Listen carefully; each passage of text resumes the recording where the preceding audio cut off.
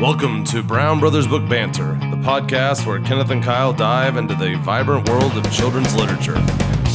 Join us each week as we explore the enchanting realm of books featuring insightful interviews with renowned children's book authors, discussions on the latest title releases, and inspiring conversations with passionate librarians. Now, here are your hosts, Kenneth and Kyle Brown. Well, welcome to Thanksgiving break, Kenneth. Yes, it's a fun time. We have so many library friends and customers. It's nice to have a week that is definitely shared to where we actually get a vacation, because so many times the breaks are staggered. Even spring break now, Christmas break, you name it. There's always, it seems like most of our schools are out, but there's still a few, and we don't truly get days off. So it's really nice this week. I think I've had 2 emails from people who are trying to work on it on the holiday, and I've actually been able to get some things done and take a deep breath and, reinvigorate and get ready for next week.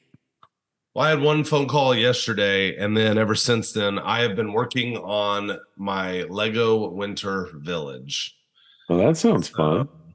So back during the pandemic, my wife and I were looking for something to do, so we went up and we found all my son's old Lego, and we started building it. And then we found that he had some sets. Now, hopefully he's not listening to this because we found some sets that, like, one set we had bought for him, I think it was for $100 and it was worth $1,000. Yeah. And so we sold that set. Right. And we found this Facebook group called Fans of the Lego Winter Village. And so we just, for the last, this will be our 3rd year, I think, we do a Lego Winter Village. And it's just a lot of fun. And we don't really have anybody come over. It's just for Stephanie and I. But we have a good time doing it. So you ought to check out the Lego Winter Village, because there's some people that do some amazing displays. So we're not quite to the level of some of these other places, but I feel like I have my own little maker space in a way, doing the Legos or Lego. I did learn Lego. Yes, Lego. Plural for Legos is actually a Lego. So Lego is Lego. So, well, I've never been good at anything like that. I've never been a creator. Lincoln Logs, Legos, you name it, all those different things. I mean, like, if there was step-by-step instruction, I could build it. But when it comes to the creative aspect and trying to build something with it, that's always been a no for me. So maybe the stuff that you're building, you're following directions. But still. Besides stepping on a Lego now and then, and that's a painful thing. I don't have any very much experience with Lego. Is there anything from your childhood that maybe is making a comeback? I was thinking about this the other day. I never had a record. I never had a record player, but I do believe that you had a record player, if I remember correctly.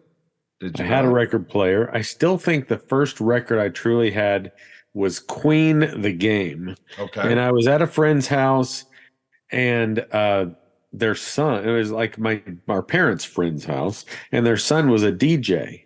And while we were there, we turned the radio on, and the guy said, "We're having a thing where the 7th caller can win Queen the Game. This is the one with Another One Bites the Dust, Crazy Little Thing Called Love," all that. And I called in, and sure enough, their son, who's the DJ, answered, and I won. And that was really cool. And then I built, that Columbia House thing where they would give you 12 albums for a penny, and then you never pay them and all that. Anyway, I have some of those. So yeah, I had some albums back then, but I don't think I actually own any in my house right this minute. But it sure is making a comeback. So do you remember there was an album, and it may have been that Queen one, I don't remember, but I remember being in the room and you were playing this song, and Mom came running into the room because she thought a plane was about to crash into our house, if I remember it correctly.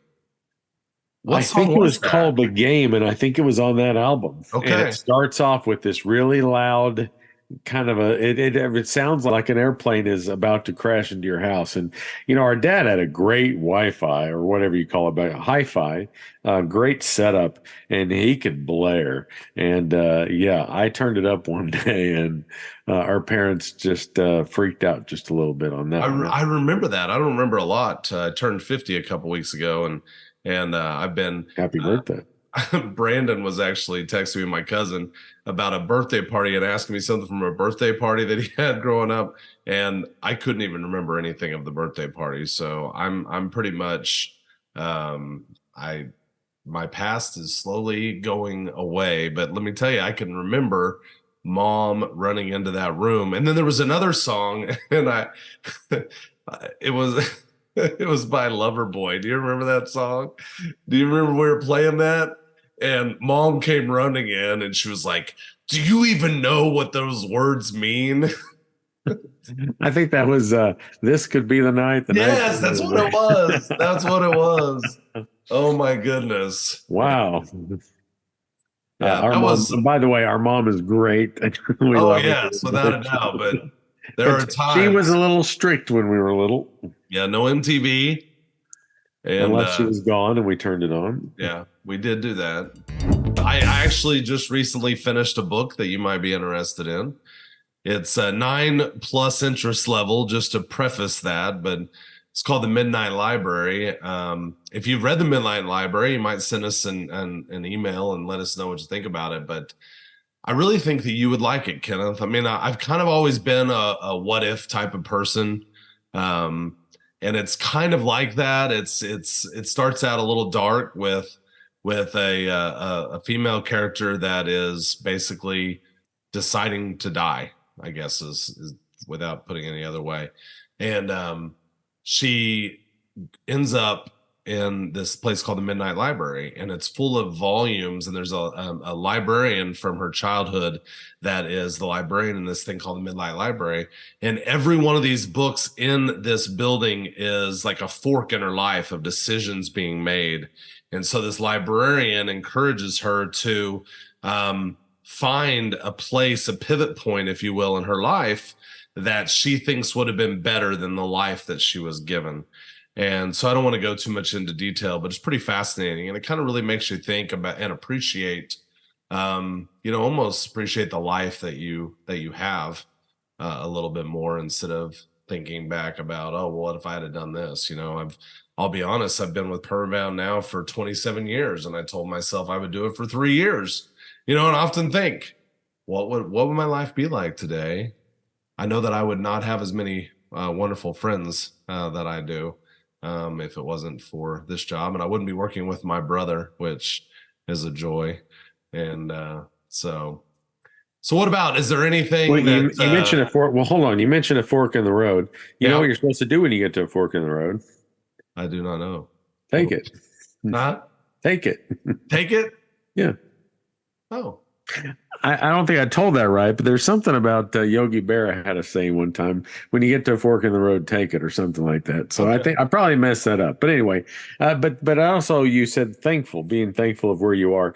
I was in church this Sunday, and they showed something where some people who did work in Africa, missionary work in Yeah. Africa, and they were showing actual video of these people in a dump.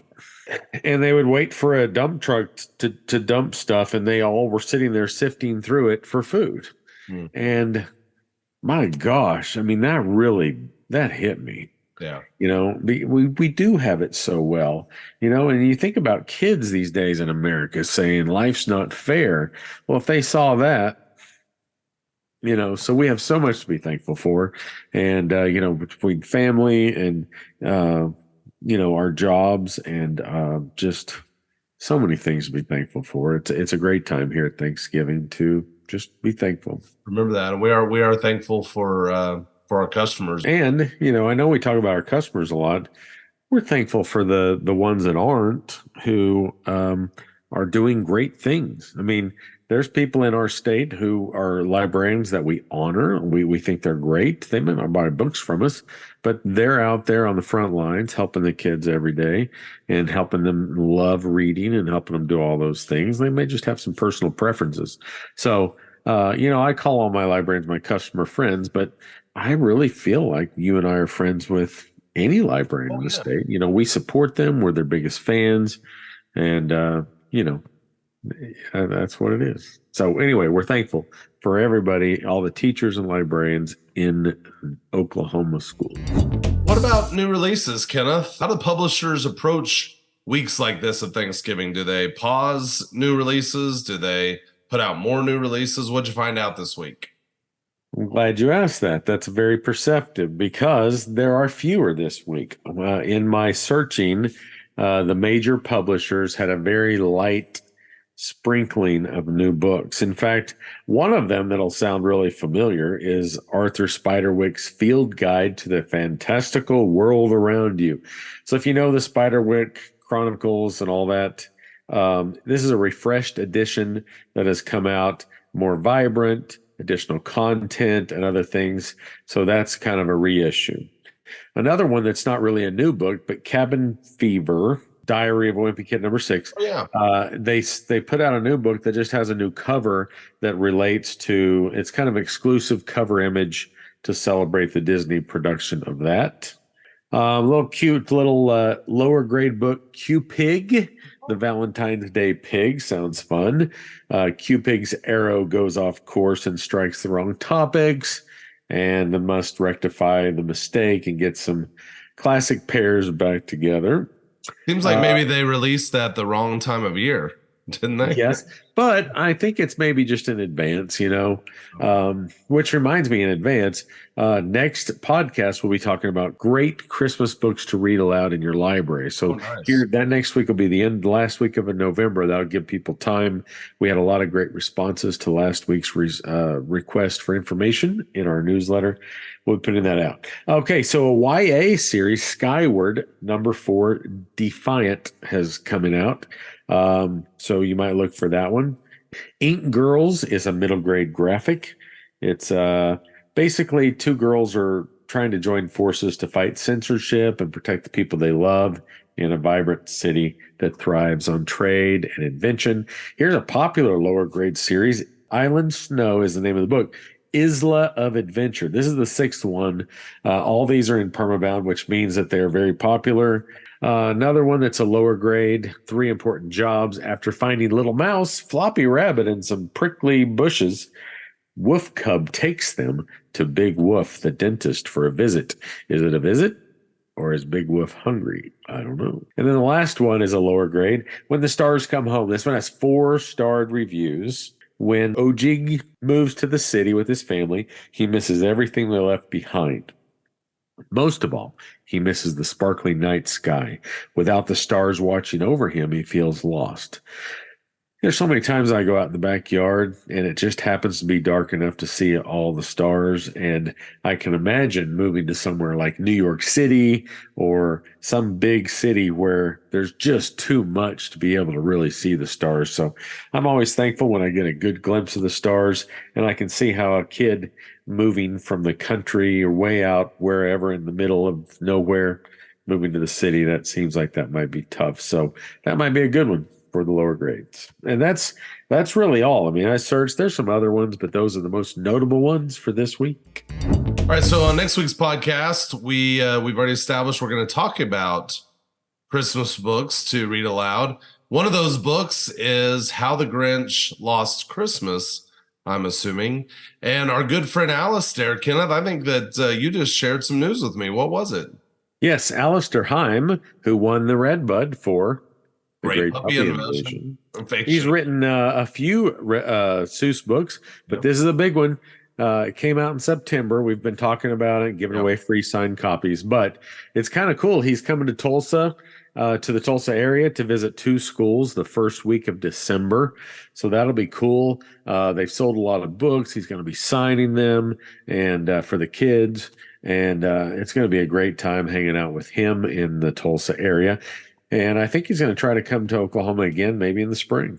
Also, I've heard from a couple people about having some author visits this spring. So if you are even thinking about it, and if we can help you, then please let us know. If you've already arranged an author visit and you need some other schools to help share in the expenses, then we can also help there, as well as helping you get some books to sell, to have the authors sign. So, well, Kenna, that's exciting. And I really do hope that Alistair comes in the spring. I know that there will be many people interested in that. So we have a short list of people that have asked about Alistair, but if you are also interested in having him come in, maybe we could convince him to come for an additional week or something like that. Yes, he loves Oklahoma. And the other Redbud authors, I know that we have a feature on the Sequoias, but the Redbud authors that we've been interviewing, most of them are very open to visiting. And some of them, Redbud and Sequoia, it's like if you read it as a class or something like that,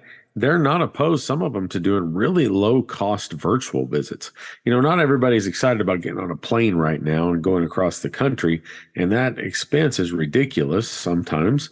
And so, a virtual visit can be equally as effective if you do it right. Well, I know that one of the authors today that we're interviewing, Charlie Grandy, he actually mentions that he would do a free short author visit, virtual. So it sounded like maybe it's, maybe he'll read the book out loud to the class or something like that. But if that's something that interests you, you might tune in to this next interview that we have with Charlie Grandy. And right after that, we're going to come right back with Jonathan Fenske.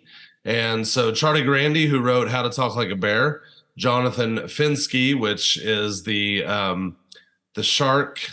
Say that title for me, Kenna. It is the unicorn, the dinosaur, and a shark walk into a book. And he talks in that about the next book in that series that's coming out. And so these are both very fun interviews. So here they are. Enjoy Charlie Grandy and Jonathan Fenske. We are thrilled today to be joined by Charlie Grandy, who is an Emmy Award-winning writer for SNL and The Daily Show. He's also been nominated for Emmys for The Office, one of my very favorite things ever. But he is nominated for the 2024 Redbud Read Aloud Award for his book, How to Talk Like a Bear. Welcome, Charlie. Hi, thank you. Thank you so much for having me. So right off the bat, I got to know, how does one go from writing for television to writing picture books for children? Well, I'll tell you, I had a little bit of an in. My my wife's cousin is in publishing. And it was a crazy story how this came about, with a little bit of darkness, but then a silver lining. I'd flown overnight. My mother-in-law had passed away very suddenly, and I sort of red-eyed out to New Jersey for the funeral, had not slept in 24 hours. And at the funeral, my wife's cousin comes up to me and says, "Hey, have you ever considered writing a children's book?" And I'm at zero sleep, just my head is spinning. I haven't thought about it at all, but it just kind of planted this seed of I have. It's interesting thinking back when I was in college, there is just a library in Fred Gwynn's The King Who Reigned for 40 Days was there. And it always just one of those things, it was that perfect mixture of just fun humor and clever wordplay. And that had just always stuck in my head. Also a brilliant artist. I wish I was the artist as well. But it just kind of came down to that little seed that planted, and then thinking about books that I liked reading to my children. Mo Willems was a huge influence when, that was Knuffle Bunny or Knuffle Bunny, however you want to say it, was huge. But then all of the pigeon books and the pig and elephant books, that was really all we read our kids in terms of picture books. It was just that at the time at its height. And then I sat down and so many things when I'm just kind of blue sky, I really do. I just shut my eyes and will sit for 20 minutes and see what comes. And this bear just popped into my head. And then the nice thing, I've been working in television forever.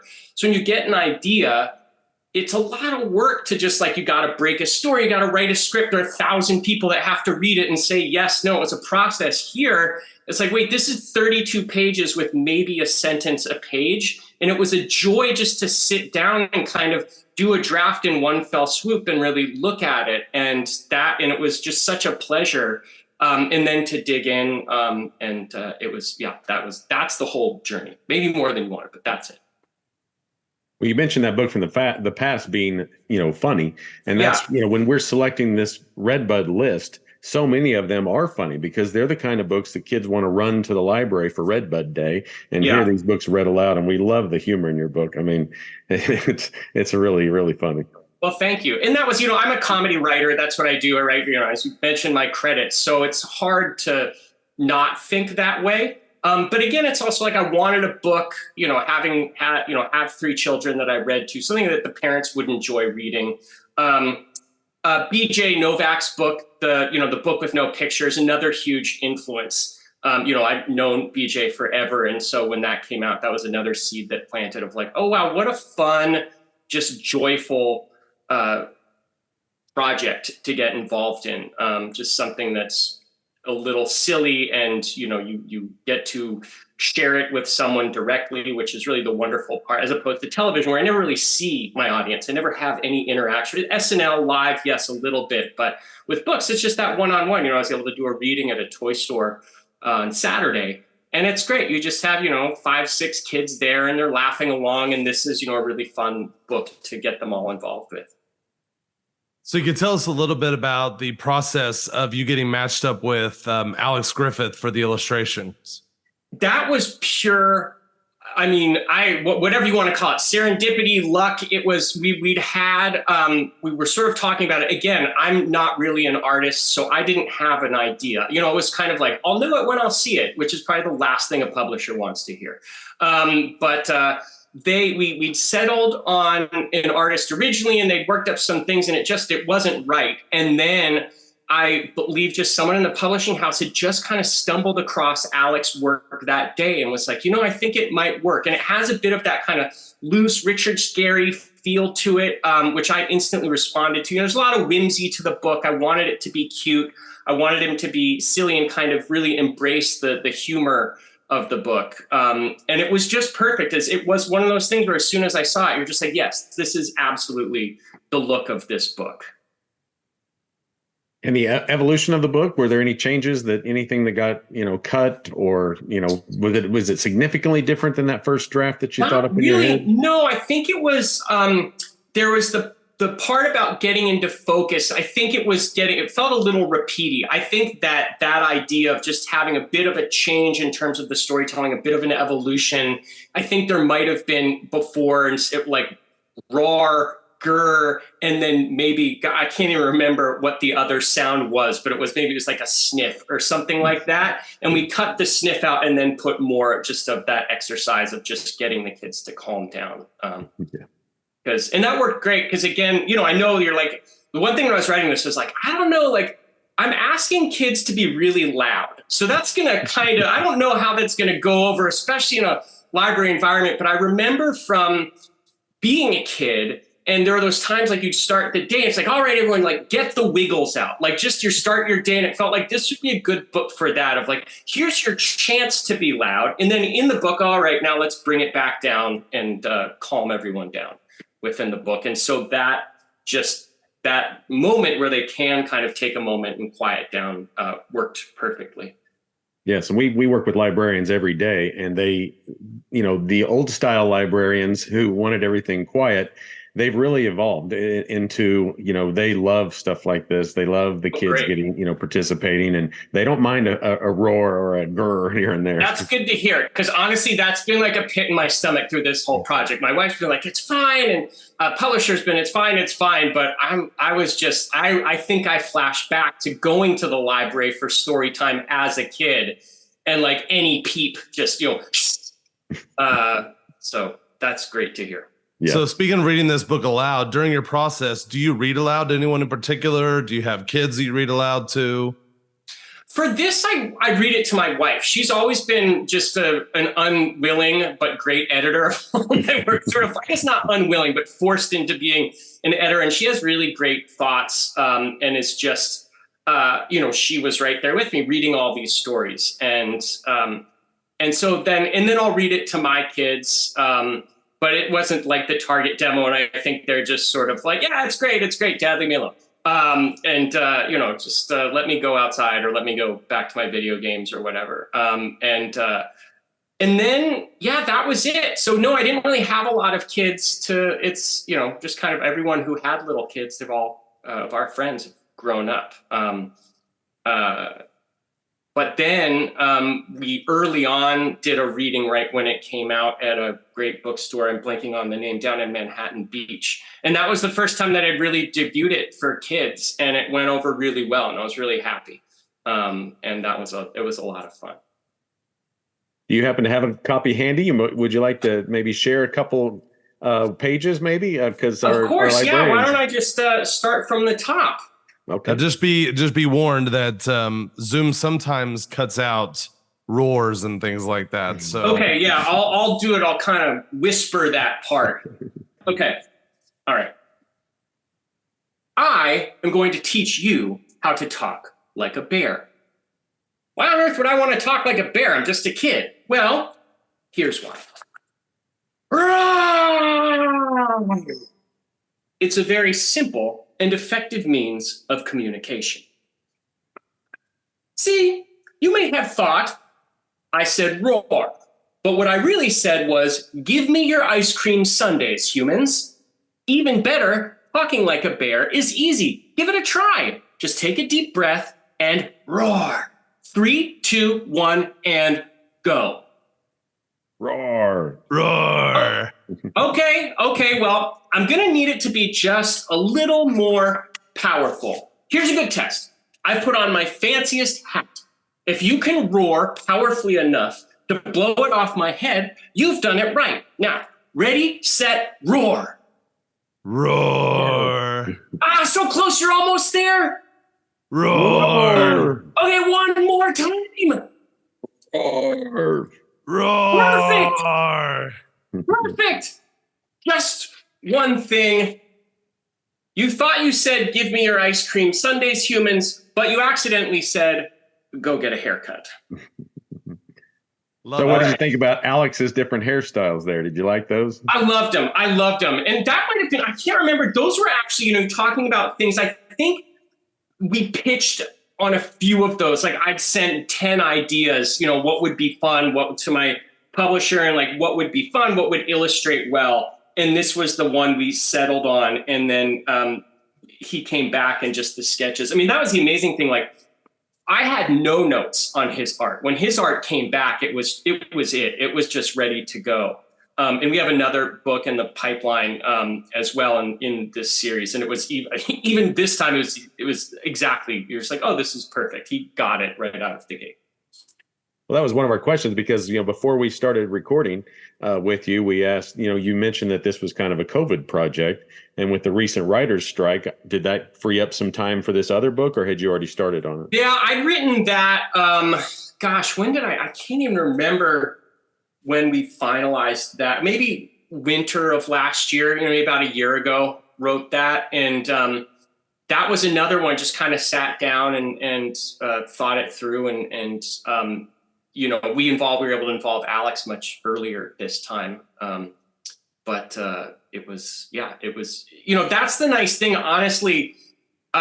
Even when I'm really busy, these books feel like a break. It's just a joy. It's not taxing. And the fact that it's just me showing something to my publisher an editor is so much different than the process that I go through on my day-to-day, that it doesn't feel like work. It just feels like fun. And it's, my editor is just like, no, I don't think this is working. It's like, all right, great. I'll come up with something else. It's not as devastating as like, we're canceling your show. You're like, oh. So I am curious. We mentioned before we started recording that your dad is Gopher from the Love Boat. I hope that's okay that we mentioned that. Of course. Yeah. So was that the, or I guess maybe what I'm asking is, how did you get into writing for television? Because there might be somebody that's interested in that. Yeah, I always loved comedy. It's stand-up comedy, and that was my dad. My dad had a lot of comedy albums. And I think Monty Python was the first thing that he really got me into. He'd had there was, Peter Sellers. There's a lot of English stuff sort of predating Monty Python, The Goon Show, I think it was called. And that didn't click. That was kind of still, I'll try to listen to it and I just don't get it. It's a different language I don't understand. But Monty Python I got. And at that point, and I think also like comedy was big currency in our house. So making dad laugh was a big thing. So then when I got to college, what happened is when I was in high school in the early 90s, Rolling Stone came out with an article on the Harvard Lampoon. And I read it and I just was like, oh, this is for me. It was talking, I think The Simpsons, there was a time like maybe Conan was at The Simpsons and we're starting to talk about the SNL connection. And that just was like, oh, this is what I have to do. And I didn't go to Harvard freshman year, but then I transferred in really just to write for the Lampoon. And like anything, when you see people, your peers doing something, it suddenly seems much more doable. I left and actually after college did stand up for a while. And before working on shows, I thought I was going to do that. But with this book, like I much preferred writing to actually performing. I hated performing. It was just like, I didn't like it beforehand. I didn't like it during it. And I didn't like it afterwards. Even if it went well, it was not fun. But the writing kind of stuck. But in terms of like advice, like it's like anything it's a lot easier to be seen now. I think with social media, with Twitter, you have all these tools at your disposal. And there are people I know who will just get hired off of social media. They don't even have a script, because funny is funny. If someone's funny, you can teach them structure, you can teach them story. You're hiring really their perspective and their point of view. And, it's just make stuff. You just go out and make it. And eventually you will find, as you get better and better and better, when you're at that point, there's such a need for talent that someone hopefully will find it. So to support your book, do you do any school visits virtually, or are you just so busy, writing? I've tried. Yeah, I've not done one yet. I mean, that's just been a function of work. It's been hard. And, we're just busy with kids. Like, I think if I had more time to kind of beat down doors and whatnot, I would, but it's just been difficult to find the time to go and read it. But I'm always happy to. If anyone's listening to this, I'm happy to do it. So if somebody wanted to pay you to do a virtual visit for a school and they would, I don't even need to be paid. I'd do it for free. I'm happy. Yeah. This is fun. It's so fun going out and reading it. It's just kind of like the icing on the cake. I can't believe it's like, wow, this process just keeps getting better and better. Do you have anything else that may be coming out that you could tell us about, or are we staying within the Bear universe? Yeah, well, I have just in the TV world. I have a show. It's more for teens and adults, but it's on now. I guess it's called Max, and it's called Velma, and it's an animated show that's a sort of origin story of the character that I do with Mindy Kaling, who I've been fortunate enough to work with since my time on The Office. And that's it. That's sort of what I do. That's my day job. Well, we grew up with Velma and of course, Scooby-Doo, yeah. right? Yeah. So this has been amazing. Fun, as did I. So it was, the premise, the thought behind that show was I'm always, you watch those old Scooby-Doos and you're like, even when they're freaking out, it's still amazing that they want to do this week after week for free. And they don't seem to get paid. They kind of stumble into it. So my thought was like, what did they go through that this seems kind of normal to them? So it was just kind of them being put through their paces in high school and what was even kind of more scary beforehand and what shaped them. So that was the premise of the show. And it's been great. I've loved it. I mean, again, I grew up with animation. I grew up with picture books, and to now kind of find myself at this point in my career in both of those worlds it's just been the highlight of my career. It's amazing. One last question for me, I hate to bring so much TV into it, but I love The Office. Yeah. Is there anything is there a person on the show that you just are really good friends with, or all the people seem really nice? I mean, is it everyone was amazing? Yeah, it was. I joined season 5, so it was a very well-oiled machine by the time I got there. But the amount of talent on that show, what they've gone on both like the acting side, but on the writing side, what they've gone on to do is just with Mike Schur, who did The Good Place and Brooklyn Nine-Nine and Parks and Rec, and Justin Spitzer, who's done Superstore and American Auto, and Mindy Kaling, who I've worked with really since then on the Mindy Project and Sex Lives of College Girls and now Velma.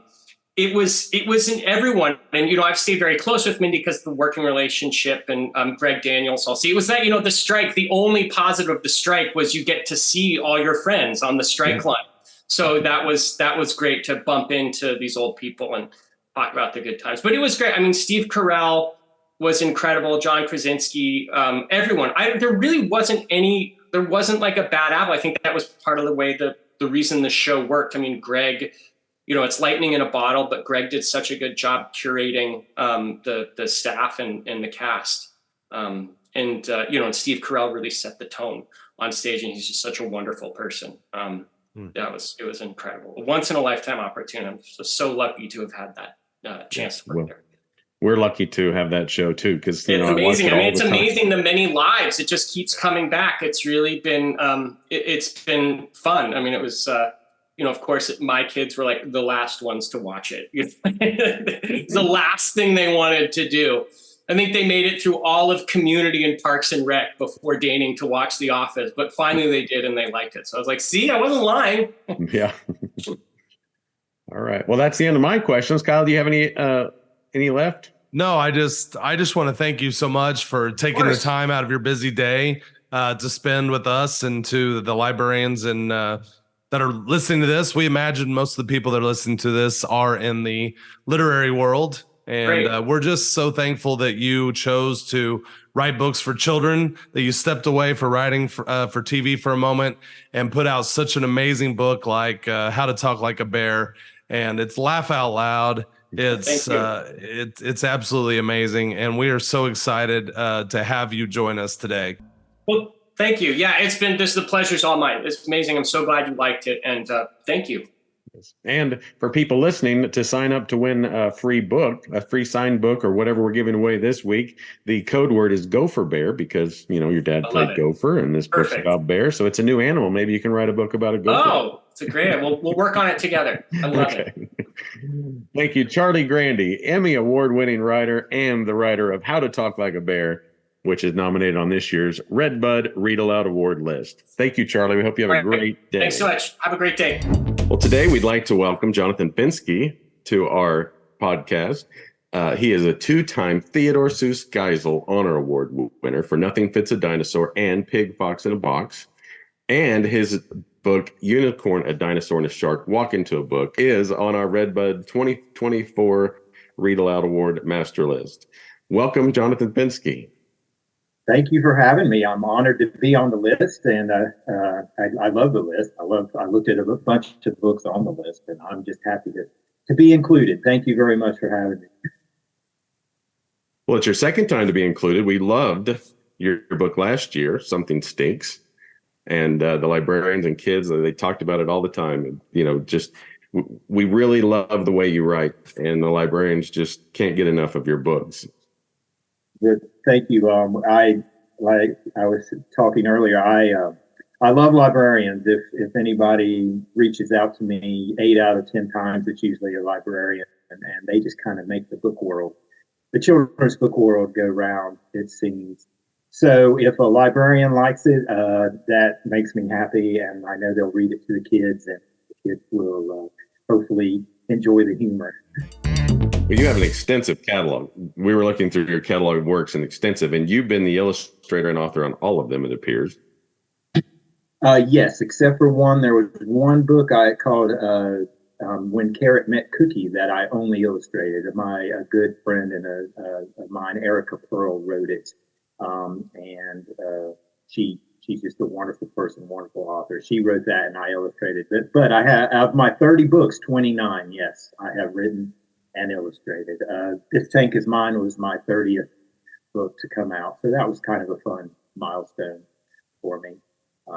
And your books didn't. My I'll just hit 50 one day. I mean, that would be a dream, but we'll see. And your books all have pretty new copyrights. I mean, you kind of have you've put out 30 books in a very short period of time, and you must be, drawing and illustrating all the time. Yes, I am. I'm actually, right before we got on, I was polishing another manuscript that I hope to submit. It has to go through a couple of channels, my kids, my wife, and my agent before it sees editors. But yes, I am very, I keep worrying about when are the ideas going to run out, because I think my first book came out in 2012. So yes, it's been in 11 years. It's been quite a run. I've been very, very fortunate. Well, we know how much you like to read your daughters. Has that just been a great part of your process, is to be able to read things to them as you're creating? Are they your primary, sounding board? Yes, they are. They are my primary sounding board for sure. I mean, if it doesn't meet their approval, it's not. It's not going to see the light of day. But now they're at the point where I don't read to them. They'd be like, yeah, Dad, I'm old enough. I'm good. My youngest is 11, pushing 12. So sadly, my days of reading to them are gone. But I'll pull up my text, or I'll pull up a sketch dummy that I've done to send out, and I always like, hey, come here. I'm probably bug crap out of them. Will you come read this and let me know if what you think? And if they don't laugh, then I get all insecure. Hundreds of teachers and librarians are going to be reading your book. Would you mind sharing a couple of your favorite pages, maybe, and show us your voice, how it sounds when it comes out of your mouth? Yeah, it sounds very Southern. Is what it sounds. Let me get the book. It's right over here. All right, a unicorn, a dinosaur, and a shark. This guy right here, me, Jonathan Fenske. Here we go. A unicorn, a dinosaur, and a shark walk into a book. I said, a unicorn, a dinosaur, and a shark walk into a book. Sharks can't walk, and dinosaurs stomp. I don't walk, I prance.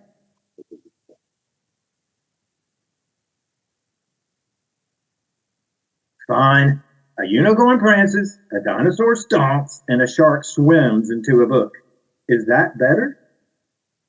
Much better. The unicorn, the dinosaur, and the shark are very happy to be here because this just might be the best book ever. It's okay, I guess. Where's the food? Meh. I have been in better books. We'll stop there. Thank you. Unless you want me to. That was great. Yeah, because our librarians, they have to read them over and over, as we talked about during the Redbud Challenge, and it's just really nice to hear you say that out loud and read some of it. Tell us about your passion for librarians and libraries. Before we started recording earlier, you mentioned that, and I kind of wanted you to speak to that again. Well, like I was saying earlier, when I get fan mail, that makes me sound like a superstar, which I'm not. But when I get letters of appreciation, let's put them that way, for what I do, it really is a high percentage of what I get is from librarians and teachers as well.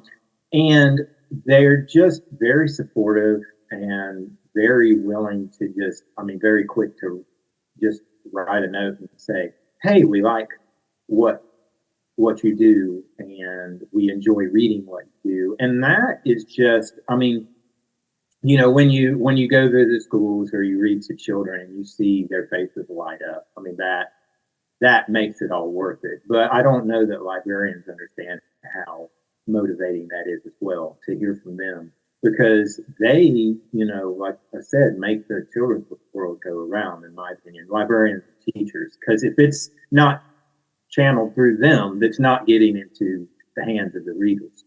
And so when I go to meet if I do a signing at like an ALA meeting or something like that, there's always a line of librarians and they're willing to wait to get their book signed and talk to you.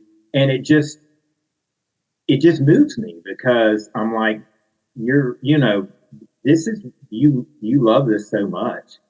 I just want librarians to know how motivating that is. So school visits, do you like to do school visits? Do you do them virtually or in person, or are you just so busy creating that you don't do that?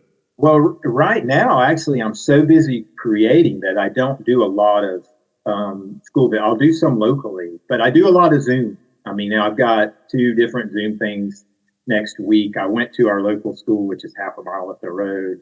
On Monday night, I was there reading. So, I mean, that is something I really enjoy because just interacting with kids. I usually read to them. I draw with them, which is my favorite part because, having to draw along and seeing what they do is just, it's just so much fun. And some of them give me a run for my money in the illustration department. You know what I mean? But so yes, I do them. I have greatly curtailed them. Well, since COVID, actually, it kind of that forced me to step back and do Zoom. And then now I'm actually, I've got like 5-6 projects. I'm in the middle of various stages of manuscript tweaking or final illustrations, and I just don't have a lot of time to travel. Doing a school visit, if you want to do it right, requires a lot, at least on my end, requires a lot of prep. Like I build like a document that I can, so it can be on the screen, and it's a lot of work. So unfortunately right now I don't do a lot of school visits, but I do Zoom visits regularly because that's usually a shorter visit and it's once instead of 3 times a day, that kind of thing. So if they decide to try to set up a virtual visit with you, just have them contact you through through your website. Is that the best way? Website, I get it. If they want to go to, it's my website, jonathanfenske.com. There's a place to contact me and it comes straight to my email. And sometimes it take a while. I'm not the best as anybody who's ever texted me or emailed me will say. I mean, I'm not a big technology guy, I guess is the way to put it. I don't enjoy having a smartphone necessarily and being always reachable. So that maybe dates me a bit, but I will get back to you. I hope I will try, but I do. Yeah. If you go through my website, those usually pop up pretty quickly, and I try to hop on it right away. We've had an absolute blast meeting with you today, and we've been speaking with Jonathan Fenske, the 2024 Redbud nominee for A Unicorn, a Dinosaur, and a Shark Walk Into a Book, 2-time Geisel Honor Award winner, and so many other great books that need to be in everybody's library. So make sure you search for his name. And if you don't have all of his books, please put them in your libraries. And thank you so much, Jonathan, for hanging out with us today. Thank you so much, Colin Kenneth. I love what you do. I'm honored to be included in what you do. Thank you so much, and best of luck to whoever ends up, being at the top of the bracket at the end. I'm in great company. So, very fortunate. Yes. Thank you so much. Thanks. Have a great day. You too. Bye-bye. Well, thanks again to Jonathan Fenske and Charlie Grandy for joining us. That is the last of the Redbuds that we have actually interviewed. We are still hoping to bring a few more Redbud authors on. We are hoping to expand outside of the Redbud, so hopefully you'll see some fun stuff moving forward. But we're just thankful that you chose in this week of Thanksgiving to spend a few minutes with us. Yes, we definitely enjoy bringing this information to you. One thing to look forward to next week, as we said before, we're going to have lots of great ideas for Christmas read-alouds and activities for the library. And that'll be a fun podcast next week talking about those. And a lot of the stuff that we talk about on the podcast, you can also find in our newsletters. So if you have not signed up for our newsletter, then please email us at brownbrothersbooks@gmail.com if you're not getting it. And we would love to have you subscribe to our podcast on Spotify or Apple Podcasts, or subscribe on YouTube. Everybody, thanks so much for joining us, and have a great week. Happy Thanksgiving. Happy Thanksgiving.